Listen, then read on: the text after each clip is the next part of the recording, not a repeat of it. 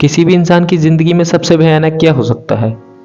शोषण, बलात्कार। ये शब्द सुनते ही हम सबका दिल कांप जाता है। लेकिन सवाल ये है कि हम सब क्या सच को सुनने और सहने की ताकत रखते हैं? हाँ या ना?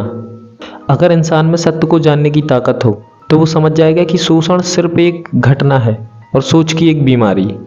और कई बार ये बीमारी कभी परंपरा, कभी समाज, इन सब के नाम पर छिपा दी जाती है।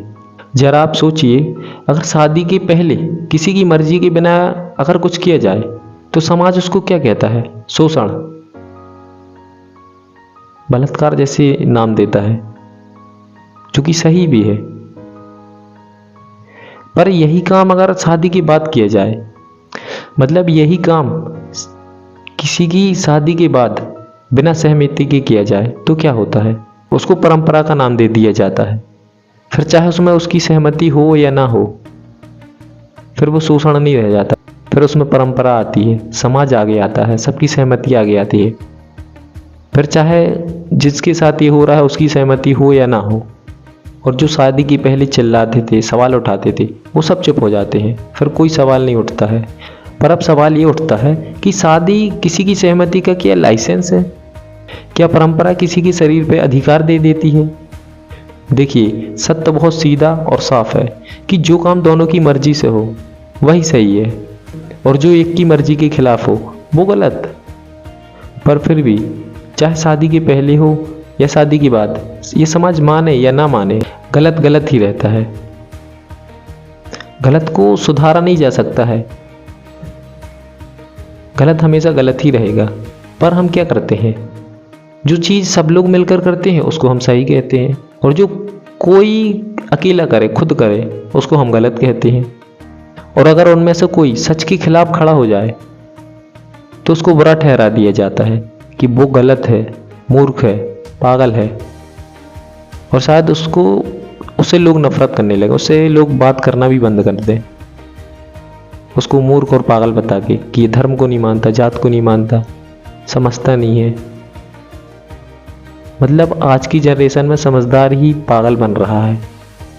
यही कारण है कि बुद्ध और महात्मा, संत और कबीर, सब लोग त्याग का मार्ग चुनते हैं, क्योंकि वे जानते हैं कि परंपरा के नाम पर सब कुछ सही मान लिया जाएगा, फिर चाहे वो सही हो चाहे ना हो।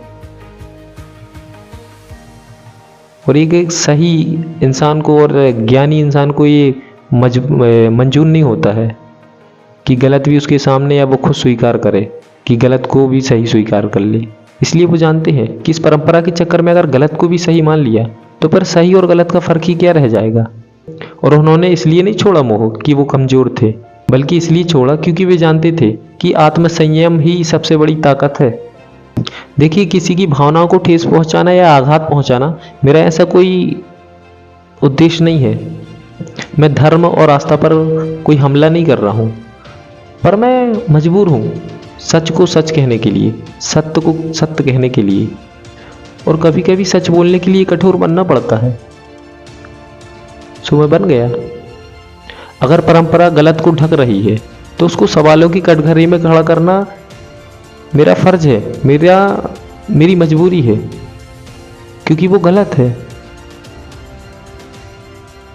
और ये जरूरी भी है कि वही परंपरा सवालों की कटघरे में खड़ी हो और जवाब दे।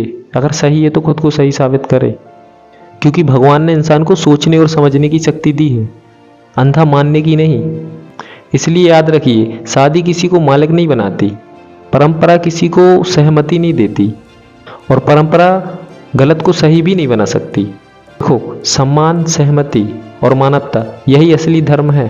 और जिस दिन इंसान ये सब समझ गया, उस दिन शोषण खत्म होने की शुरुआत हो जाएगी। उस दिन फिर शोषण खत्म हो जाएगा।